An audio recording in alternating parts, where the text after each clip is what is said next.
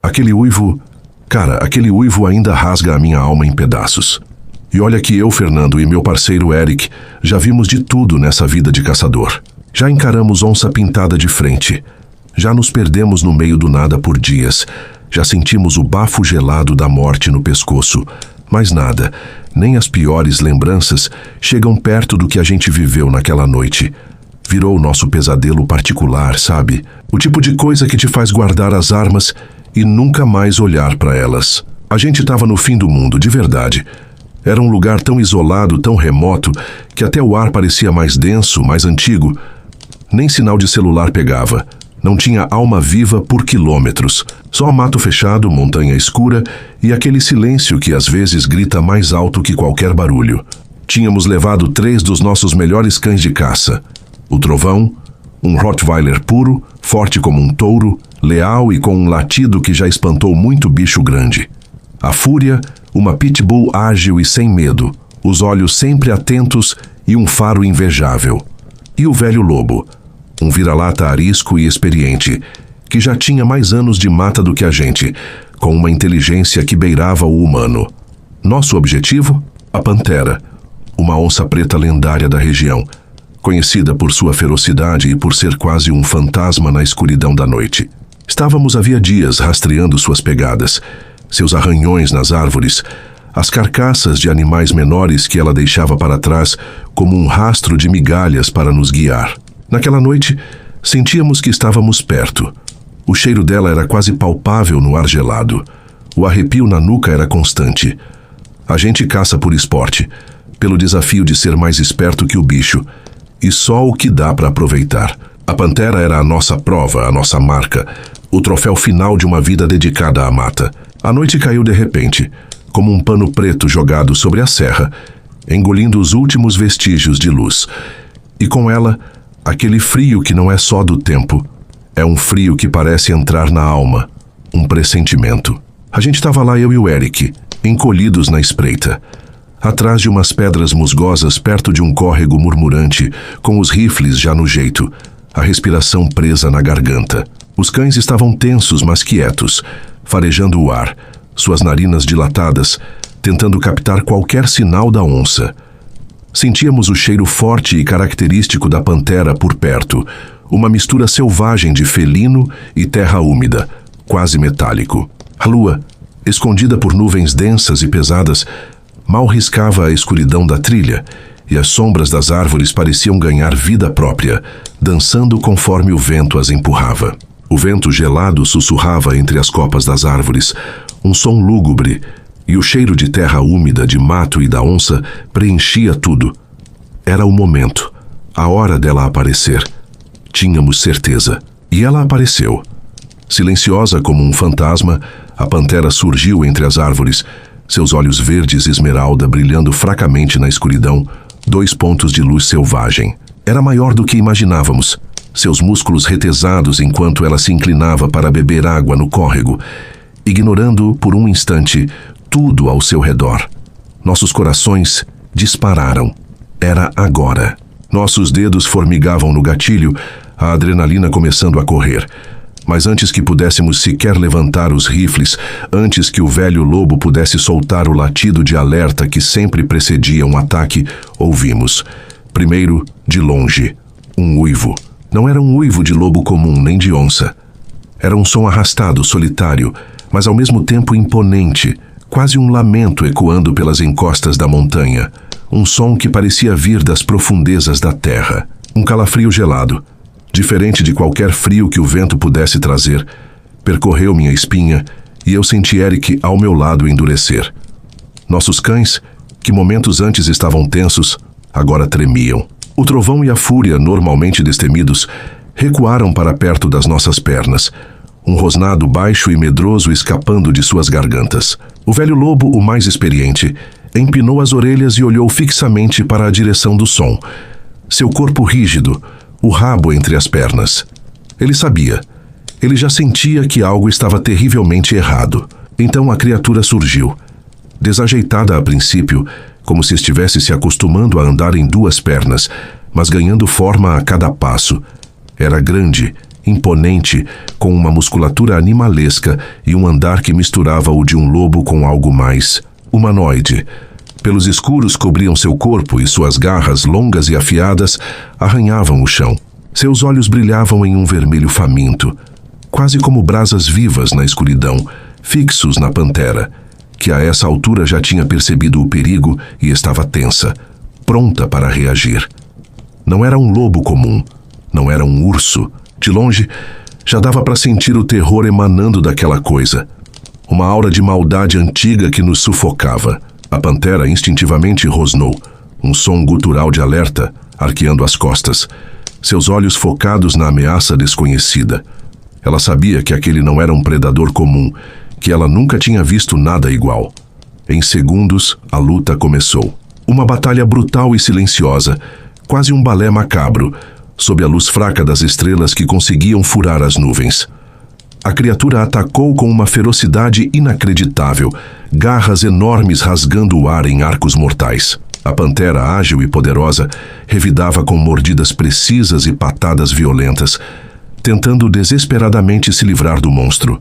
Mas a força daquela coisa era sobrenatural. Ouvimos estalos secos de ossos se partindo, grunhidos de dor da pantera, e um rosnado bestial da criatura que parecia se divertir com a luta, uma risada gutural que congelava o sangue. Foi rápido e brutal. Em poucos segundos a pantera estava caída, ensanguentada, seus movimentos diminuindo, a vida esvaindo. A criatura se curvou sobre ela, e com um movimento rápido e aterrador, mordeu o pescoço da onça com uma força que quebrou os ossos, silenciando seus últimos suspiros. Um som úmido, asqueroso, que me faz tremer só de lembrar. Eu e Eric estávamos paralisados, congelados no lugar, escondidos atrás das pedras, testemunhando aquela cena horripilante que desafiava a razão. Aquilo não era um animal selvagem. Era um pesadelo vivo, materializado bem na nossa frente. O medo nos paralisou por frações de segundo, mas a visão daquela coisa se virando lentamente, farejando o ar, com o sangue da pantera escorrendo pelo queixo peludo, seus olhos vermelhos fixos no nada, mas parecendo nos ver, nos fez despertar para o perigo real. "Corre, Fernando, corre!" Eric sussurrou desesperado, a voz embargada pelo pavor, me puxando pelo braço com uma força que eu não sabia que ele tinha. Nos viramos e corremos como nunca corremos na vida. Não era uma corrida por esporte, era por sobrevivência. Nossos pulmões ardiam, as pernas doíam, mas a imagem daquela coisa nos impulsionava. Nossos cães, que deveriam nos proteger, latiam apavorados atrás de nós, um latido de terror que nunca tínhamos ouvido deles. O velho lobo, estranhamente quieto, corria à nossa frente como se soubesse exatamente para onde ir, seguindo uma trilha invisível na escuridão.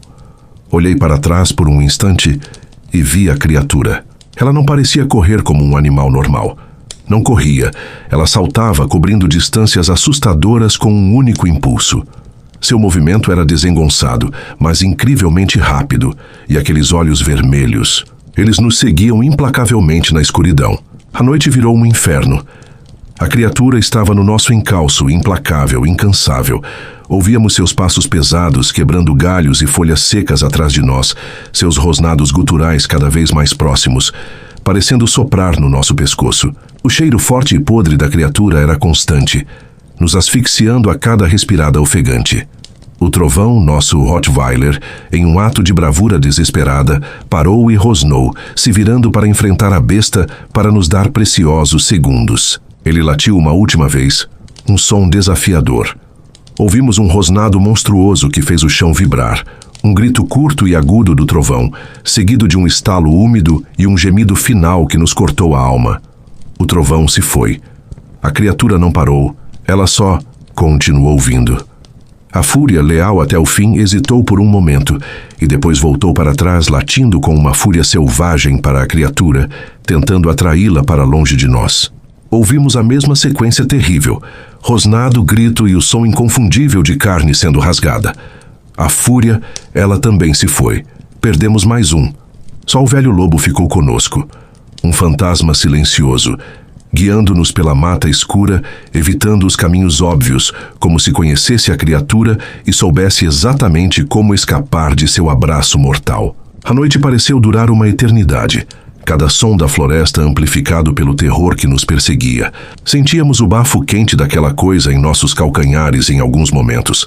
A presença maligna tão perto que podíamos quase tocá-la, mas o velho lobo sempre nos desviava no último segundo, por uma toca, por um emaranhado de cipós, por um desfiladeiro. Ele era a nossa única chance. Quando o primeiro raio de sol, pálido e fraco, começou a despontar no horizonte, nos encontramos exaustos, sujos de lama e sangue.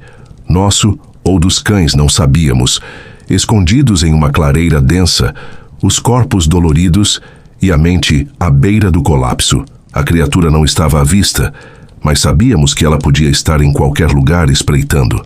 Foi então que a vimos.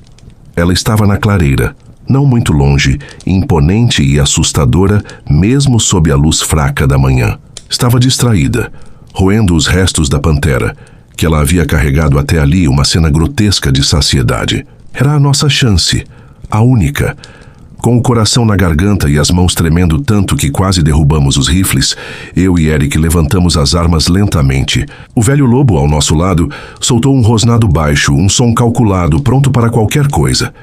Miramos na cabeça da criatura, um alvo difícil, mas era tudo ou nada. Não tínhamos mais nada a perder. 2 disparos secos cortaram o ar da manhã silenciosa. A besta urrou de dor. Um som que fez a floresta inteira tremer e quebrar o silêncio fúnebre. Seu corpo se contorceu em um espasmo violento e, finalmente, caiu, imóvel. Um baque pesado, um silêncio repentino e absoluto se seguiu. Ficamos ali paralisados, observando aquela abominação. Uma massa disforme e escura estirada na neblina, grande demais, errada demais. Um alívio gigantesco, uma onda de náuseas e um vazio imenso nos invadiu. A gente tinha escapado por muito pouco, por um fio. Na verdade, foi o velho lobo que salvou as nossas vidas, dando a brecha que precisávamos para revidar. Ele era nosso herói silencioso, coberto de arranhões e exaustão, mas vivo. Naquele dia, Fernando e Eric, os caçadores experientes, viraram caça. E quando a manhã finalmente se estabeleceu, pálida e fria, com o velho lobo ao nosso lado, a gente soube. Aquele foi nosso último dia de caça. As armas foram guardadas para nunca mais serem usadas. Os uniformes e as armadilhas, esquecidos no galpão como relíquias de um passado que a gente queria apagar. O trauma daquela noite, aquele terror nos marcou para sempre, mais do que qualquer cicatriz física. Nunca mais a gente ia se arriscar naquela floresta, ou em qualquer outra. Não depois do que a gente viu e do que a gente perdeu naquela noite em que a terrível criatura nos caçou. Antes do próximo relato, por favor, curtam o vídeo e se inscrevam no canal. É grátis e ajuda muito.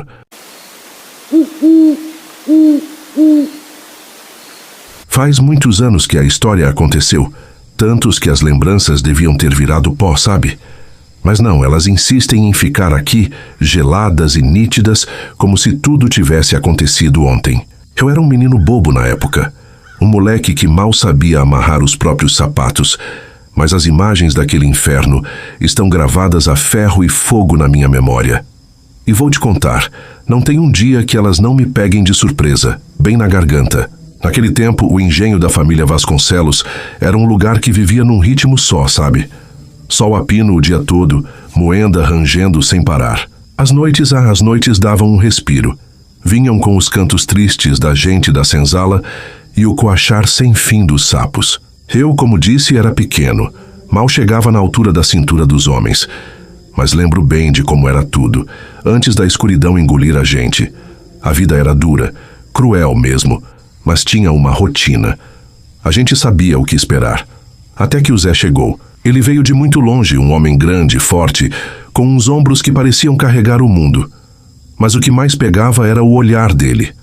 Um olhar que tinha a noite inteira lá dentro, sabe? Não falava quase nada. Quando abria a boca, era um murmúrio áspero, um sussurro que se perdia no ar pesado do canavial. A gente da senzala ficava de olho nele, curiosa, mas com um pé atrás. Tinha algo no Zé que não batia, uma quietude esquisita que dava um frio na espinha. No começo ninguém ligou muito, não. Era só mais um rosto no meio de tanto sofrimento, mais um corpo curvado sob o chicote do feitor. Mas aí, o engenho, que antes zumbia com o trabalho e os lamentos, começou a mudar. Um silêncio diferente, pesado, opressor, foi entrando nos campos, nos terreiros e, por fim, na própria senzala.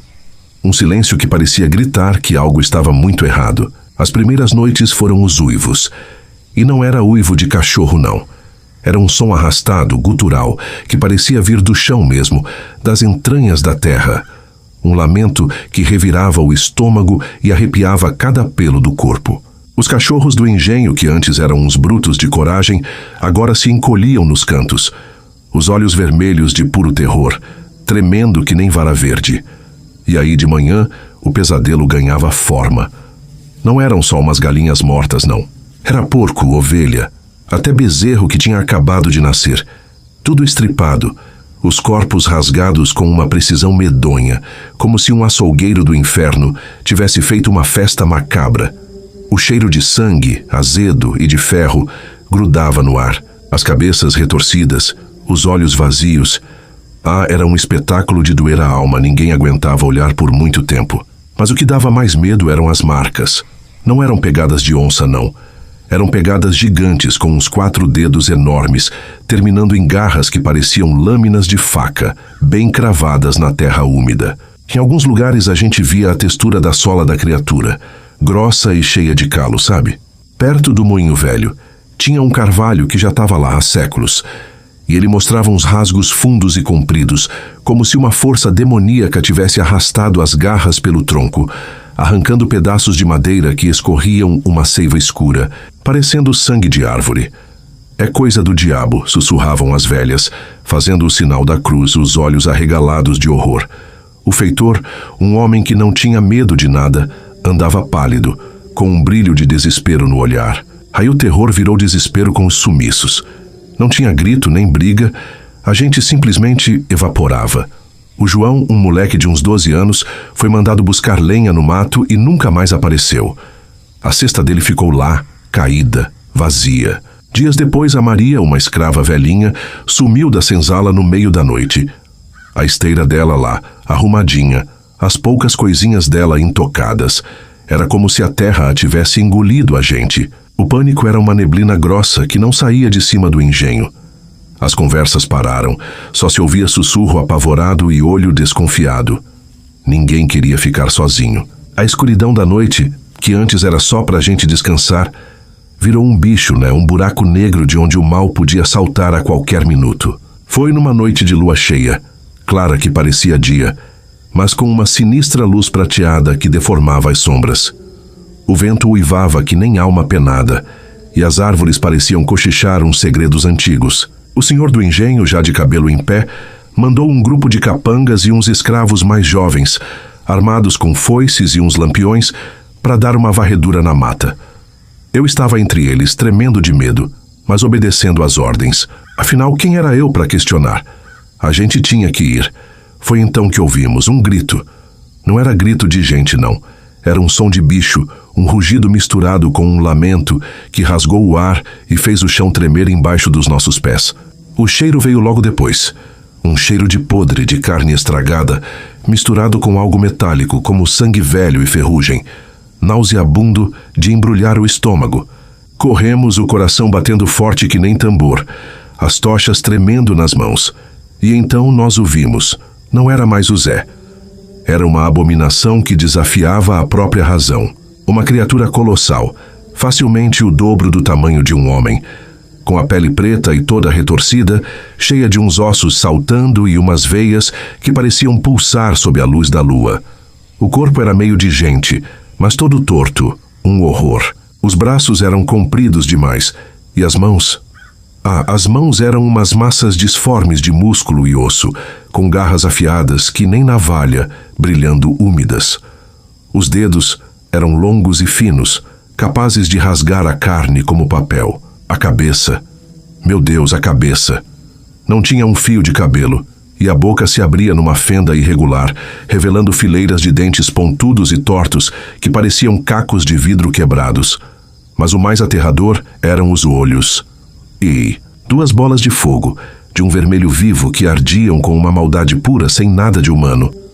Eles grudaram na gente e eu senti um frio que não vinha do vento, mas do puro terror de ser visto por algo tão maligno. A criatura estava dilacerando o corpo de um dos capangas, arrancando pedaços com uma força bruta.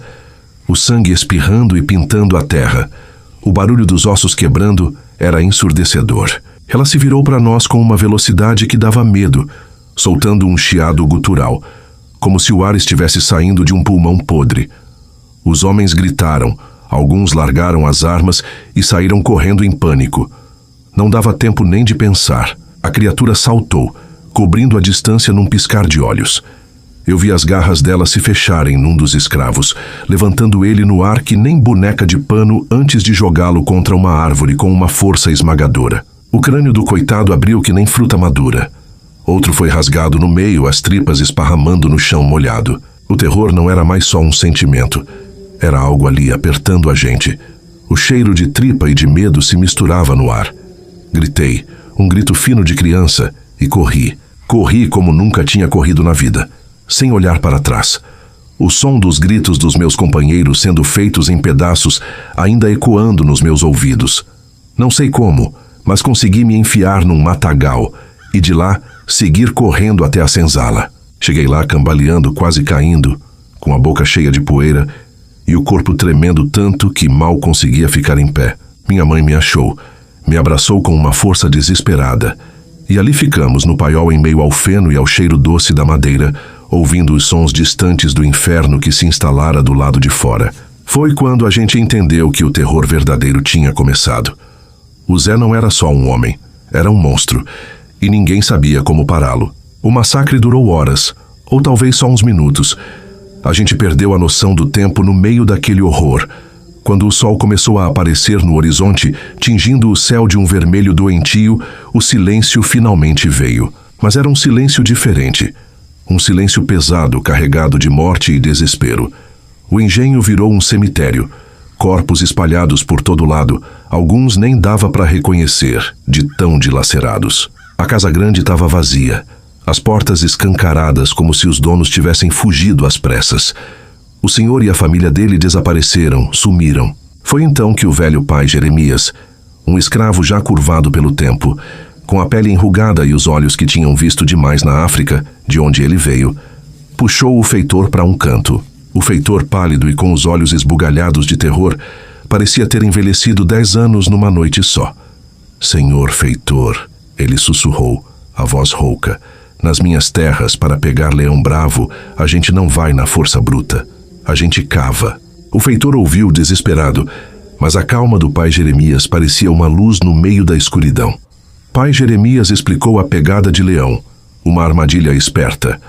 Cavava-se um buraco fundo, comprido, mas estreito o suficiente para o bicho cair e não conseguir pular, e no fundo, estacas de madeira afiadas como facas, tudo coberto com galhos e folhagem, para parecer chão normal. Não tinha outra saída. Aquele monstro não podia mais andar solto. Naquela mesma noite, com o coração batendo forte na garganta, o pai Jeremias, o feitor e alguns homens, os que ainda tinham um pingo de coragem no meio de tanto pavor, trabalharam em silêncio e no escuro. Cada pá de terra, cada galho quebrado, era um risco.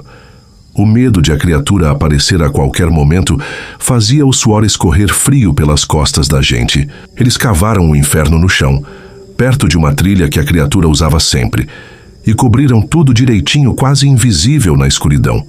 A isca, um pedaço enorme de carne de boi, fresca, para atrair o demônio. A gente se escondeu tremendo que nem vara verde, cada um com o que podia, foi-se inchada até pedaço de pau. Não demorou muito.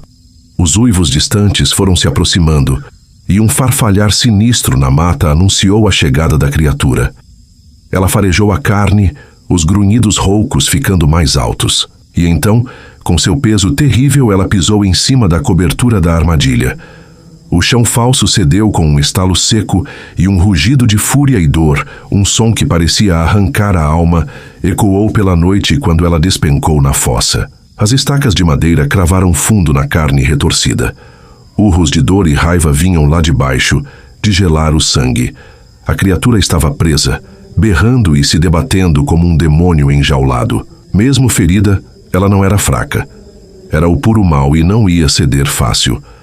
A gente via as garras dela rasgando a terra e as estacas da armadilha, o corpo retorcido buscando apoio. Com um esforço brutal, ela começou a escalar as paredes ensanguentada, mas ainda letal. Quando finalmente se arrastou para fora, o cheiro de sangue e pólvora, porque já tinha gente atirando na escuridão, encheu o ar. Ela estava mortalmente ferida, mas num último acesso de fúria cega, se lançou contra os mais próximos. 2 capangas e 3 escravos caíram num piscar de olhos, dilacerados antes mesmo que os gritos saíssem da garganta. O caos se instalou de novo, o pânico de que ela ainda pudesse escapar. Foi então que o feitor agiu. Ele já tinha preparado suas armas mais poderosas, 2 espingardas de pederneira que ele guardava as 7 chaves na casa grande para qualquer emergência, tipo assaltantes ou onças muito grandes. Agora, ele as empunhava, o rosto cinzento de pavor, mas os olhos fixos na besta. Com a ajuda do pai Jeremias, que mesmo velho mantinha uma calma que vinha de outro mundo, eles se posicionaram, e o feitor disparou. Os tiros ecoaram pela noite, e a criatura cambaleou, atingida no peito e na perna. Ela soltou um chiado de raiva, mas não caiu. Ainda com aquele brilho vermelho nos olhos, tentou avançar mais uma vez, o corpo falhando. O feitor, com um grito que parecia vir da alma, pegou o machado pesado que usava para rachar lenha. Ele correu em direção à criatura, que já estava lenta, cambaleante, quase caindo. Com toda a força que lhe restava, ele desceu o golpe. O machado cravou fundo no pescoço da besta, um som úmido e asqueroso de carne e osso se rompendo. A cabeça da criatura se separou do corpo, rolou pela terra úmida, os olhos vermelhos ainda arregalados, fixos no nada. No instante seguinte, uma coisa ainda mais inacreditável e horrível aconteceu. O corpo da criatura começou a se contorcer no chão, não em agonia, mas em uma transformação grotesca e rápida. A pele negra e retorcida começou a murchar, a encolher, como se estivesse secando e atrofiando ao mesmo tempo. Os ossos sob a pele se retorciam e se reorganizavam, fazendo um som de estalos medonhos. A massa disforme de músculos nos braços e pernas se retraía, afinando. Os pelos grossos e escuros, que antes cobriam o corpo como uma couraça, simplesmente se desprendiam, caindo em tufos no chão, como uma pelagem que se solta. Em poucos segundos, ali estava o corpo nu de um homem ensanguentado e mutilado, mas inegavelmente humano. Era o Zé, nu, deitado na terra, o sangue escorrendo do pescoço, o corpo fino e frágil. Os tufos de pelo da criatura estavam espalhados ao redor dele, misturados com o sangue. Os cachorros do engenho, que tinham ficado acuados durante todo o terror, agora se aproximavam, farejando os restos da criatura e o corpo do homem, rosnando baixinho, confusos com aquela cena inacreditável. O silêncio que se seguiu foi pesado, carregado de choque e incredulidade. A criatura estava morta, Zé estava morto, mas o terror que ele infligira jamais seria esquecido. Depois daquilo, o engenho nunca mais foi o mesmo. Quem sobreviveu, poucos e marcados, carregou as cicatrizes, não só no corpo, mas na alma. A fazenda foi abandonada, suas terras amaldiçoadas pelo sangue e pelo terror que ali habitou. Nunca mais soubemos de onde Zé veio, ou o que realmente o transformou naquele inferno. E eu sou um dos poucos que sobreviveram para contar a história.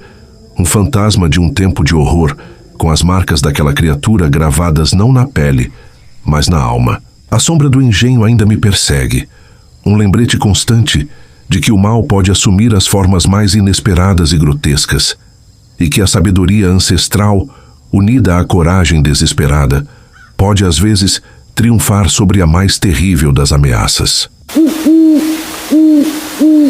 Gostou do vídeo? Então curta, comente e compartilhe para que mais pessoas descubram os mistérios. Para não perder nada e fazer parte da nossa família Alquimista Sobrenatural, inscreva-se no canal agora. Quer compartilhar seu próprio relato sobrenatural? O e-mail para envio está esperando por você na descrição.